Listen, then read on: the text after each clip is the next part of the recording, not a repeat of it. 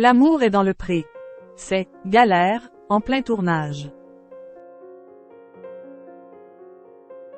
Après un deuxième épisode de Que sont-ils devenus? Ce lundi 14 août, les téléspectateurs de M6 retrouveront la semaine prochaine les nouveaux candidats de L'amour est dans le pré. Et si cette saison 18 promet de nombreux rebondissements, le tournage en lui-même n'a pas été de tout repos.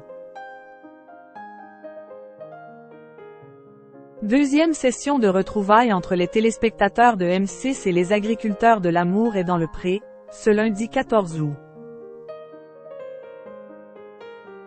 Pour découvrir les aventures romantiques des candidats de la 18e saison, il faudra patienter encore une semaine puisque la nouvelle salve ne débutera que le 21 août.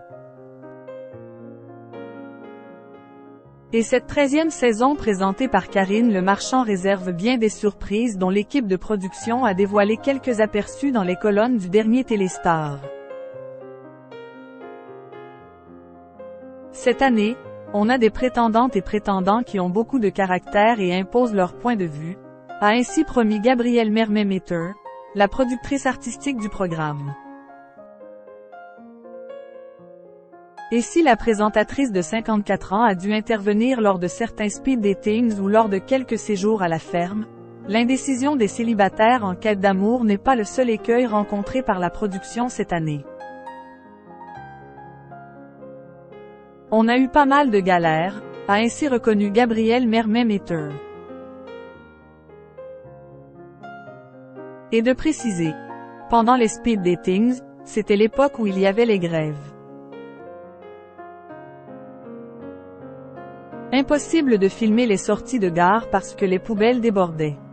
Ça a été une grosse contrainte qui s'est ajoutée aux grèves de train. De la pluie non-stop et un passeport manquant. Les galères ne faisaient alors que commencer pour les équipes techniques puisque la météo n'était également pas de leur côté lors des 2 semaines de tournage des séjours à la ferme. Il pleuvait un peu partout en France.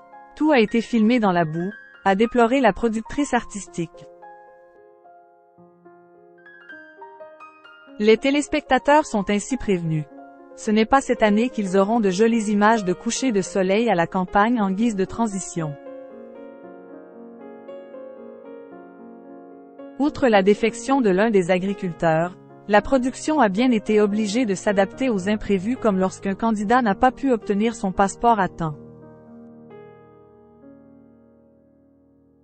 Il a fallu trouver une destination sans passeport, du jour pour le lendemain, a ainsi confié Gabrielle Mermet-Meter.